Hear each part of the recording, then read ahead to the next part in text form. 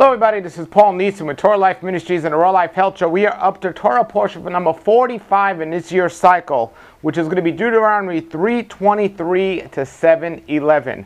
And now we're really getting into the so-called meat of the Bible. You know, we've had the milk, but Deuteronomy, being a great book, really gets directly into what we need to do. And we saw last week's Torah reading Moses recapping all the things that happened to the children of Israel, reiterating everything and the importance of keeping the guidelines and instructions known as the Torah, the first five books of the Bible, of our Creator, and the consequences of blessings or curses that will happen based on the children's decision.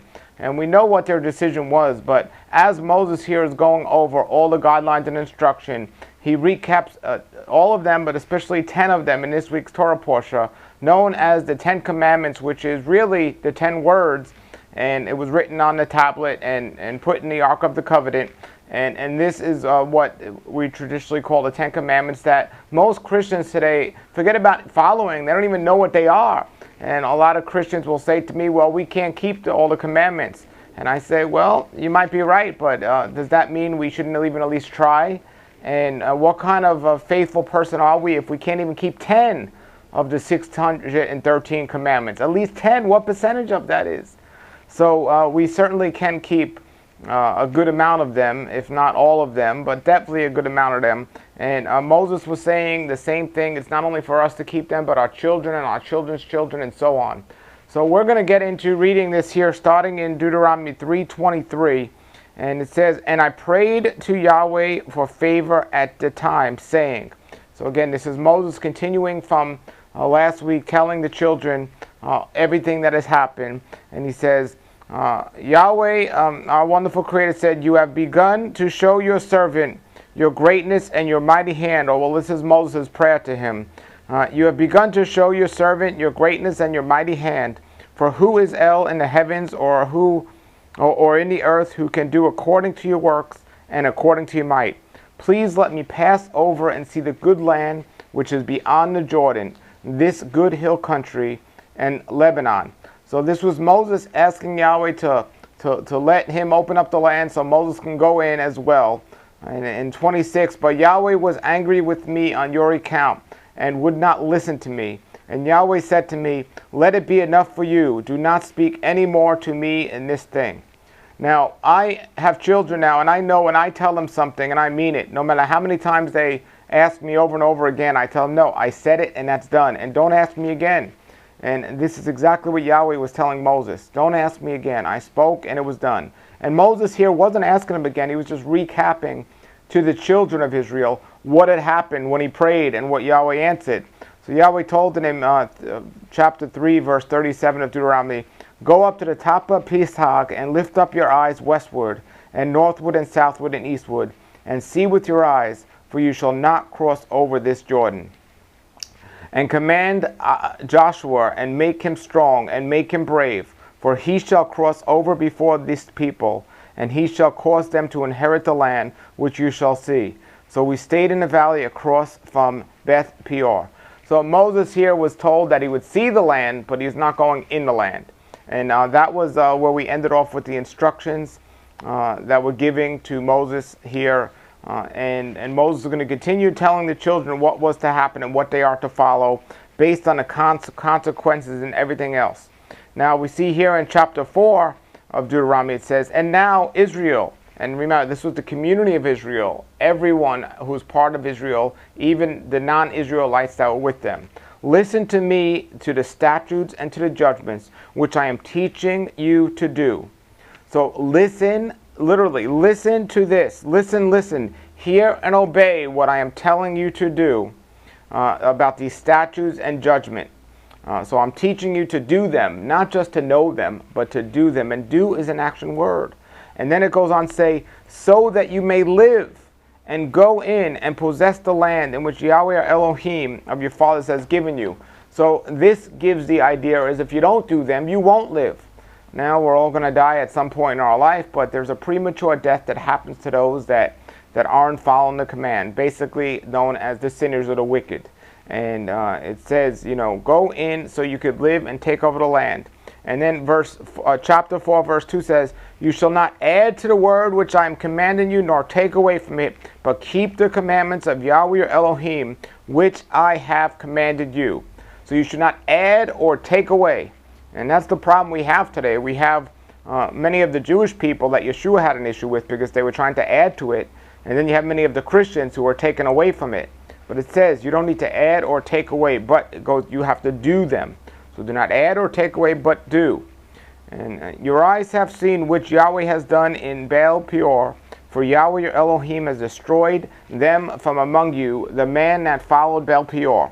And those of you clinging to the Yahweh your Elohim are alive today, all of you.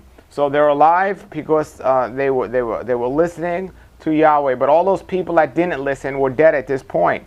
See, I have taught your statutes and ordinances, as Yahweh my Elohim has commanded me to do them, in the midst of the land which you are going to possess it. And you shall keep and do them. It shall be for you wisdom and your understanding before the eyes of the peoples who hear all these statutes. And they shall say, this great nation, a people of wise understanding. And what is wise and understanding? Wise and understanding is people that know and do the Torah. That's what they would consider. And Yahweh blessed us with wisdom, known as the Torah. And those that don't do it were perceived as pretty much dumb and stupid. But the wise were the ones that knew and did it. So verse 7, for who is a great nation whose Elohim is coming near to them, as Yahweh your Elohim is, in all calling on him? And who is a great nation whose statutes and judgments are as righteous as all the Torah, which I set before you today? And basically, folks, the Torah separates the believers from the non-believers. The Torah separates the righteous from the unrighteous. And the Torah sets people apart.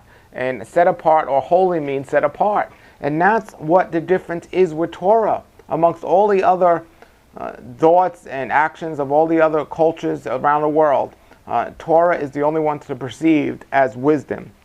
Verse 9, only be on guard for yourself and keep your soul carefully, that you do not forget the things which your eyes have seen, and that they do not depart from your heart all the days of your life, and you shall make them known to your sons and to your sons' sons. So when it says they shall not depart from your heart, in Jeremiah when it says I will give you a new covenant and I will put it on your heart. So it says do not forget these things, and the way you're not going to forget them is if it's on our heart. It wasn't changing what had to be done. It was saying it needs to be on your heart, and that is the Torah. Yes, Yeshua replaced the sin sacrifice of being our final sin sacrifice by his blood, but that doesn't change our actions of how we're supposed to live and what we're supposed to be doing. And that was given to us in Torah, and it was to be on our hearts. And not only us, but our children and our children's children, and so on.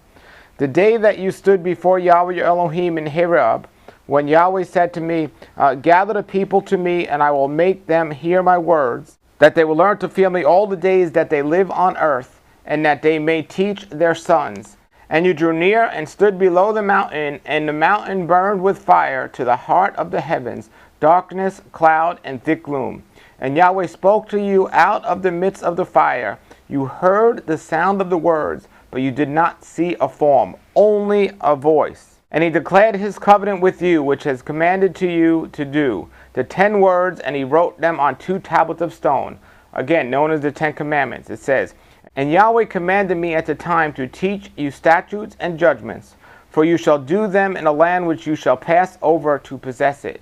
So when you go into the land, remember we read a couple of Torah portions ago, it said not to mingle, but to destroy all the unclean things, the unclean people, and not to do the things they are doing, to keep Torah and be set apart. And here it tells again, you shall do the things that were taught.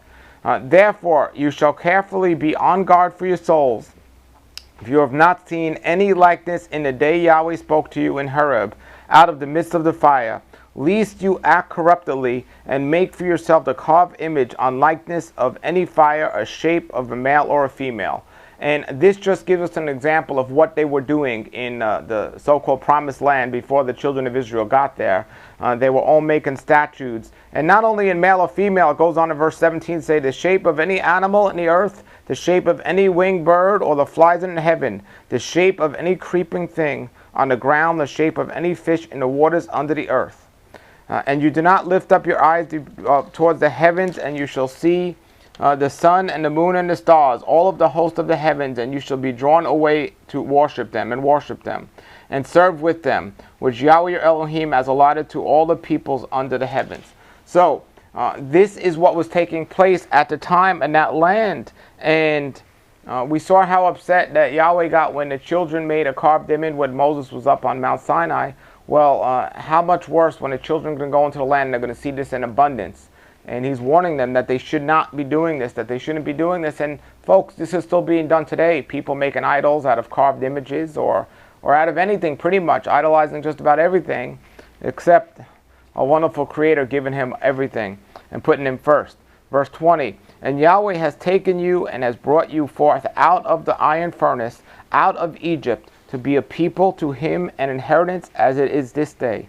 And Yahweh was angry with me because your words, and swore I would not pass over to the Jordan, and that I might not go into the good land which Yahweh your Elohim is given to you as an inheritance. Well, he was mad at Moses, yes, for that, but also for Moses not smarting the rock. So it was kind of Moses' fault just as much as the people. It says, for I will not be in this land, I shall not pass over the Jordan, but you shall pass over and shall possess it in the good land. Be on guard for yourselves, that you do not forget the covenant Yahweh your Elohim, which he has made with you, and make to yourselves a graven image and likeness of anything which Yahweh Elohim has forbidden. So be on guard to remember the covenant and not make yourselves these idols. So those were the two things. Remember the covenant and don't make idols. And when we look at the wicked world today, or the worldly people back then or today, what are they doing? They've forgotten the covenant, they don't know the commands, the guidelines, and instructions, and they're making other statues and idols. That's what's going on today. It says in verse 24, for Yahweh your Elohim is a consuming fire, he is a jealous El. When your father's sons and sons' sons, and you have been long in the land, and have dealt corruptly, and have made grave images, a likeness of anything, and have done evil in the sight of Yahweh your Elohim, to provoke him to anger, and evil would be breaking Torah or sinning. And that right there, this is a prophecy of Moses right now that we're reading. I call the heaven, because he knew that they were going to go in the land and do this. I call the heavens and the earth to you to witness against you today, that you shall soon utterly perish from the land to which you go over into the Jordan to possess it. You shall not prolong your days on it, but shall utterly be destroyed. And Yahweh shall scatter you among the people, and you shall be left few in number among the nations to which Yahweh shall lead you away. And all across the world of the disobedient lineage dispersed all around the world. And right here again in this prophecy coming true of when the people were going to go in and be disobedient. This is what's going to happen. And there you shall serve other gods, the work of man's hands, wood and stone, which cannot see, nor hear, nor eat, nor smell. And that's exactly what's going on today, folks. Wherever we are, this is what's going on. Verse 29, and if you shall seek Yahweh your Elohim from there, then you shall find him, if you seek him with your whole heart and with your soul, in your distress, when all those things have found you, in the later days, then you shall return to Yahweh your Elohim, and he shall listen to, and you shall listen to his voice. For Yahweh your El is a merciful Elohim. He will not forsake you, nor destroy you, nor forget the covenant of your fathers, which he swore to you. For ask now of the days past, which were before you, since the day Elohim created man on earth, and from the one end of the heavens to the other end of the heavens, whether there has been a thing as great as this, or anything like it has been heard. Has a people heard the voice of Elohim speaking from the midst of the fire, as you have heard and lived? Or is Elohim gone forth to take himself a nation from the midst of the nation, by trials and signs, and by wonders, and by war, and by mighty hand, and by a stretched out arm, and by great terrors, according to that Yahweh your Elohim did for you in Egypt before your eyes? To you it was revealed, so that you might know that Yahweh, he is the Elohim, and nothing exists without him. So when you reveal that, and all these signs were given, and it says right there, for that reason. He made you hire his voice out of the heavens, that he might discipline you. And he made you to see his great fire on earth, and you heard his word from the midst of the fire. And because he loved your fathers, and chose their seed after them, and brought you out with his presence, with his great power out of Egypt, in order to drive out the nations greater and mightier than you from before you, to bring you in to give you the land for inheritance, as it is in this day. Know today and lay it to your heart, that Yahweh, he is the Elohim, in the heavens above and on the earth beneath, nothing else. And you shall keep his statutes and his commands, which I am commanding you today, so that it may be well with you and with your sons after you, and so that you may prolong your days on earth, which Yahweh Elohim is giving to you all the days. You know, it says in Ezekiel, I take no pleasure in the death of wicked people. I only want them to change from their wicked ways so we can live.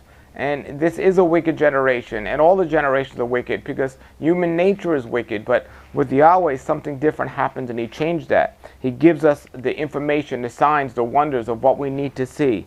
And it says here, he wants to prolong our days. You know, so he's given us these instructions so we can do that.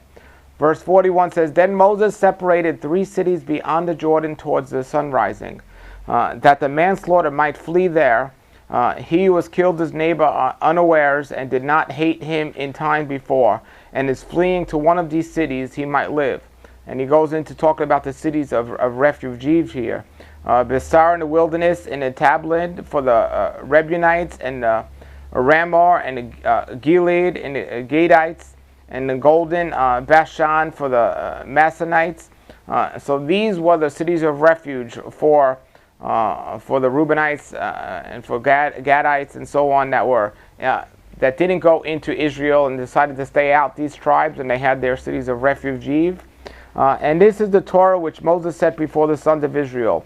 These are the testimonials, that the statutes of the ordinance which Moses spoke to the sons of Israel when they came out of Egypt, beyond the Jordan, in the valley opposite Beth Peor, in the land of Shagon, the king of the Amorites, who lived in Heshbon, whom Moses and the sons of Israel struck when they came out of Egypt. And they took possession of his land, and the land of Og, the king of Bashan, the 2 kings of the Amorites, who were beyond the Jordan, towards the sun rising, from Ariah, which is on the edge of the river Arnon, even to Mount Sinai, which is Hermon, and to all Abarah beyond the Jordan, eastward, even to the sea of Abarah, under the slopes of Pesah. Now, it seems that these are hard to understand, even say where these places are. But if you just look at a map of Israel during biblical times, you can clearly see where these are. And you could actually compare them to today and see where they are. And if anyone did that and they had faith in Yahweh, they would know that this land was the land of the children of Abraham. And this land belonged to the rightful people of Israel that have it today, and Jerusalem including that. And there wouldn't be any issues with what's going on with the Arabs claiming this land and so on, because they would know this land was given. Nobody owns their land. It's all Yah's, and he decides who's going to be where whenever they want it. So for somebody to say this was our land first, no. Yah lets us lease his land wherever we are. Same thing with our house and everything else. And if he wants to take it away and give it to somebody else, or change his timing on it, and now it's somebody else's, that's what happened. And so now Moses is going to give the instructions here of the scriptures of what they say. They call it the 10 words or the 10 commandments. But remember, there were 613. And people often ask me, well, what commandment should we be keeping today? And some we just can't keep today. But the answer of what we should be keeping today is whatever we can be keeping. So whatever we can possibly keep, that's what we would keep. So, and Moses called to Israel and said to them, Hear, Israel, of the statutes and the judgments which I speak in your ears today, and you shall learn them and be on guard to do them. So learn them and do them. Yahweh Elohim cut a covenant with us in Horeb, which was the Mount Sinai. Yahweh did not cut this covenant with our fathers, but with us, even us, these here today, all of us alive. Yahweh talked with you face to face in the mountain out of the midst of the fire. I stood before Yahweh and you at the time to declare to you the word of Yahweh. For you were afraid from the face of the fire, and you did not go up to the mountain when he spoke, saying, I am Yahweh your Elohim, who brought you out of the land of Egypt, from the house of slavery. You shall have no other Elohim before me. So that's the first one right there. No other gods before me. You shall not make a carved image for yourself, any likeness of anything, in that the heavens above, or in the earth beneath, and in the waters from under the earth. You shall not bow yourself to them, nor serve them, for I am Yahweh your Elohim, a jealous El, visiting the iniquity of the fathers on the sons, and on the third and fourth generation of those that hate me.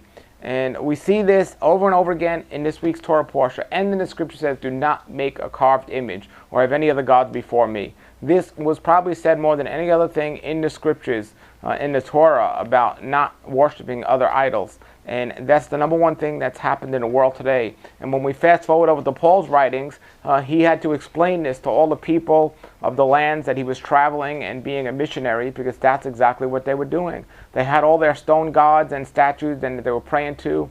You know, Abraham's father, all the way to the people during the time of Paul, had this. And Yah, through Moses, consistently warned us not to do that. So it says in verse 10, and doing kindness to thousands and those who love me and keep my commandments. So a lot of scriptures, or translate this, say, and showing my grace to those who love me and keep my commandments. This says, and doing kindness to thousands. So he gives his grace to thousands, but it says to those who love me and keep my commandments. Not just to those who love me, but it says, and keep my commandments. That's verse 10 of chapter 5. Very powerful. Doing mercy to thousands, or giving grace to thousands, to those who love me, to thousand generations, to those who love me and keep my commandments. So don't take off keep my commandments there. So will he give his grace to those that do not keep his commandments? Well, do we want to? Do we desire to? If we do, if we love him, we'll desire to. If we have no desire to keep his statutes, we've either been deceived or we just don't love him. And it says his mercy, his grace, and his kindness is going to be to those who love him and keep his commandments. And then it goes over and says in the scriptures, if you love me, keep my commandments. So what does that say to those that say, well, we don't have to keep the commandments? We don't have to follow guidelines and instructions. There are some we can't keep. You know, I'm a man, I can't keep the one towards women and vice versa. But what about the ones I can keep? Do not lie, do not steal, do not commit adultery.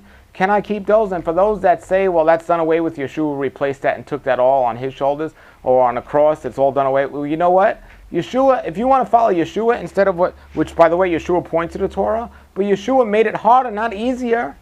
He didn't just say don't commit adultery. He said even if you look at somebody that's committing adultery, you know, he tightened it up. He didn't loosen it up. Yes, he said, go and sin no more, and by his blood, our sins are taken away. But if we keep desiring to live a life in sin, which is living against his commandments, that is known as wickedness. And it says here, I give my grace to those that love me and keep my commandments. Verse 11 says, you shall not take the name of Yahweh Elohim in vain, for Yahweh will not hold him guiltless who takes his name in vain. And then verse 12, it says, observe the Sabbath day to keep it holy, as Yahweh your Elohim has commanded you. Now, if you're a Christian watching this, seriously, how many of you are keeping the Sabbath? And if not, why not? There's not one place in the whole Bible that says we no longer need to keep the Sabbath. And now the church is teaching different. And we'll get up to that another time where those that are deceiving others. But it says to keep it. The 6 days you shall labor and shall do all work. On the 7th day you shall be a Sabbath to Yahweh. It shall be a Sabbath to Yahweh, your Elohim. You shall not do any work, nor your son, nor your daughter, nor your male slave, nor your female slave, nor your ox, nor your donkey, nor any of your livestock, nor your stranger that is within your gates, so that you may make, your male slave and your female slave shall rest like you. And remember that you were a slave in the land of Egypt, and Yahweh Elohim brought you out from there by a mighty hand and by a stretched out arm.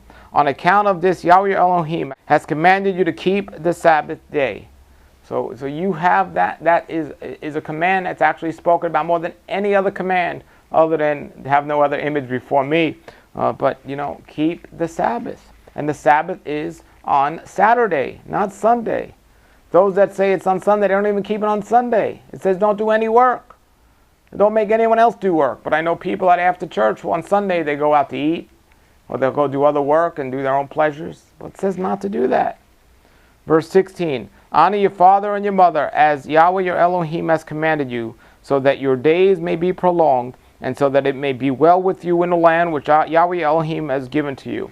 Now, this shouldn't sound new to you. Most people haven't read the Torah, but these are the 10 commandments that are hung up in most churches that people aren't following. 17, you shall not commit murder. 18, you shall not commit adultery. 19, and you shall not steal. And 20, and you shall not bear false witness against your neighbor. 21, you shall not lust after your neighbor's wife, nor shall you covet your neighbor's house, his field, nor his male slave, nor his female slave, his ox, nor his donkey, nor anything which is your neighbor's. Yahweh spoke these words to all your assembly on the mount, out of the midst of the fire of the cloud, and out of the thickness with a great voice. And he added no more, and he wrote them on 2 tablets of stone, and gave them to me. And as we said, Moses was the messenger, and he didn't make this up. It wasn't the Mosaic law. It was the law of our Creator. And Moses was the messenger. So verse 23, and it happened when you heard the voice of the midst of the darkness, while the mountain burned with fire, you came near to me, all the rules of your tribes and your elders, and you said, behold, Yahweh your Elohim has made us see his glory and his greatness to us, and we have heard his voice out of the midst of the fire. We have seen today that Elohim speaks with man, and he lives. And then why should we die? And then why should we die? For this great fire will consume us if we hear the voice of Yahweh your Elohim any more than we shall die.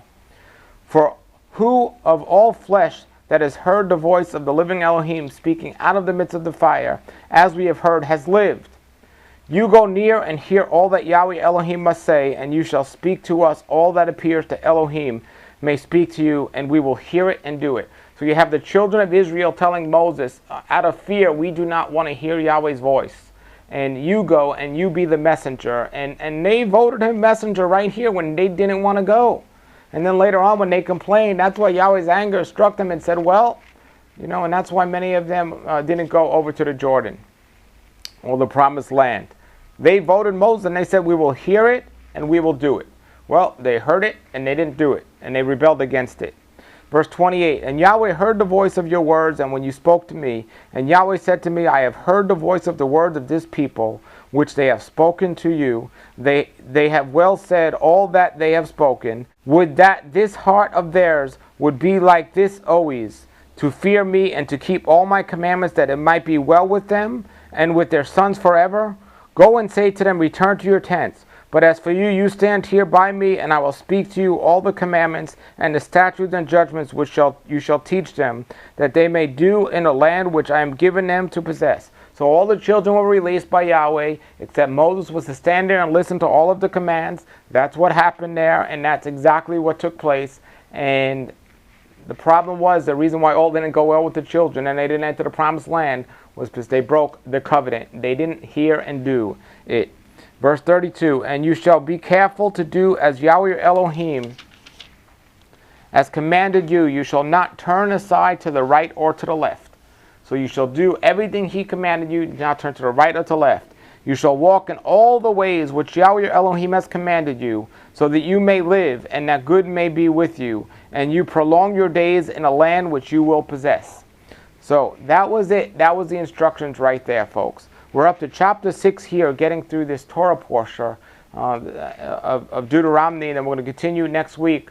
So chapter 6 says, now this is the commandment, the statute, and the judgments which Yahweh your Elohim has commanded you to teach, to do them in the land which you are crossing over to possess it, that you might fear Yahweh your Elohim, to keep all his commands and his commandments, which I command you, you and your son and your son's son, all these days in your life, and your days may be prolonged. Hear then, O Israel, and take heed and do it, that it may be well with you, and Yahweh your Elohim your fathers has promised you in a land flowing with milk and honey.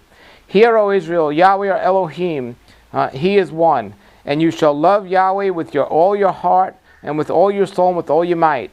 And these words which I am commanding you today shall be on your heart, and you shall diligently teach them to your sons, and shall speak them as you sit in the house, and as you walk in the way, and as you're lying down, and as you are rising up. So it's told to teach the children these words as well. In Hosea 4:6 it says, my people destroyed for lack of knowledge, and they're talking about the Torah. And not only will you no longer be priests for me, but your children shall suffer. It says, you have forgotten my statutes and commands, and you have not remembered them. Well, here they're told to remember and teach them. So this is that's the direct consequence of going against this last verse here, of knowing them and teaching them to your sons and remembering them. Verse 8, it says, and you shall bind them for a sign in your hand, and you shall be for your frontlets between your eyes, and you shall write them on the doorpost of your house and on your gates. And it shall be when Yahweh your Elohim shall bring you into the land he has sworn to you and your fathers Abraham, to Isaac, to Jacob, to give you great and good cities which you have not built, and the houses full of every good thing which you have not filled, and wells dug which you did not dig, vineyards and olive yards which you did not plant, and you shall eat and be satisfied. Then you shall be on guard that you do not forget Yahweh, who brought you out of the land of Egypt, out of the house of slaves.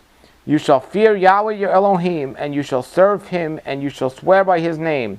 You shall not go after other gods of Elohim of the people around you. And that is what was happening, or what was going to happen. He knew, and he warned them over and over again.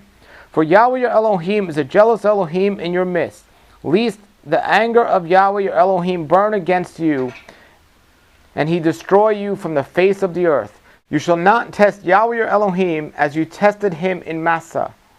Diligently you shall keep the commandments of Yahweh your Elohim, and his testimonials and his statutes which he has commanded you. Diligently you shall keep them. Pay careful instruction to them. And you shall do the right thing and the good thing in the eyes of Yahweh, so that it may be well with you, and that you may go in and possess the good land which Yahweh has sworn to your fathers, to drive out all your enemies from before you, as Yahweh has spoken. When your son asks you hereafter, saying, what are the testimonials and the statutes and the judgments which Yahweh your Elohim has commanded you?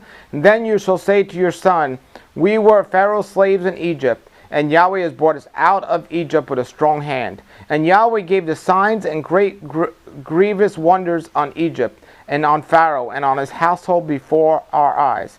And he has brought us out from there in order to bring us in, to give us the land which he has sworn to our fathers. So now they're saying, this is what you tell your sons. Unlike the people that were in the desert that kept saying to Moses that Yahweh brought us out here to die in the wilderness. No, he brought them out there to take them out of the slavery and bring them into the freedom of the promised land.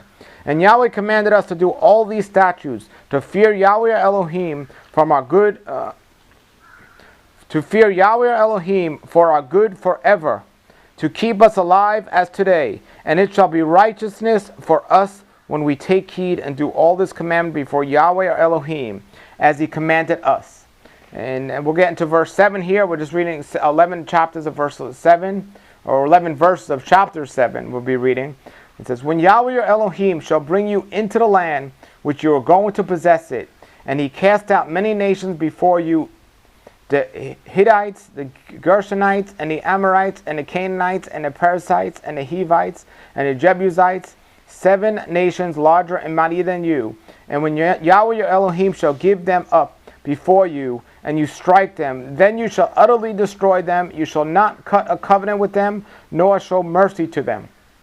So he's telling you to completely destroy all these unrighteous people and nations that are there, and he will make you do that, or give you the victory over them.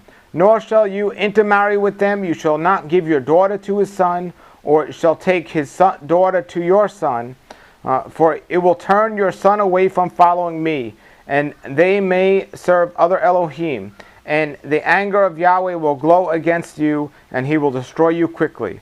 But you shall deal with them as this way. You shall break down their altars and shatter the pieces of their pillars, and you shall cut down their asherahs, and you will burn their carved images with fire.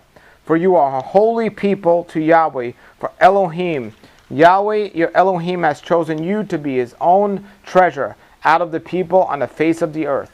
And this was the righteous people. Anyone that decided to follow the guidelines and instructions were considered the righteous. So it's anyone that follows the guidelines and instructions.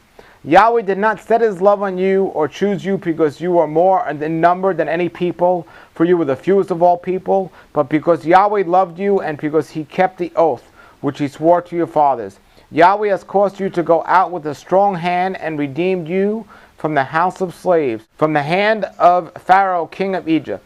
Because of this, know that Yahweh your Elohim, he is Elohim, the faithful El, keeping the covenant and mercy to all those who love him, and to those who keep his commands to 1,000 generations, to all those who love him and keep his command, and repaying to his face those that hate him to destroy him. He will not delay. He will repay them who hates him to his face.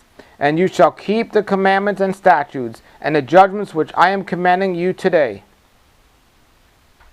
to do them. So this week's Torah portion ends off with the words, to do them. And anyone that doesn't do them, it says, hates Yahweh. And if you don't hate him, you are going to do them. Now, folks, he doesn't see the result like the world. He sees our heart and our effort.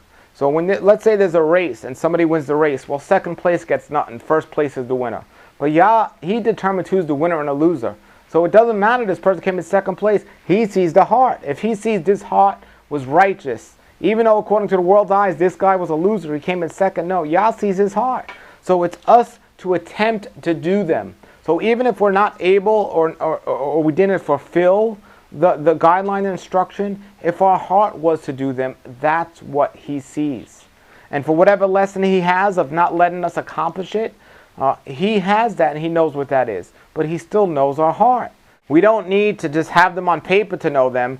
They should be on our heart as well. So when we read them, that should resonate with our heart. If you're reading about something that, an event or a place that you once been, all of a sudden it brings back all these memories. Oh yeah, I was at that same place.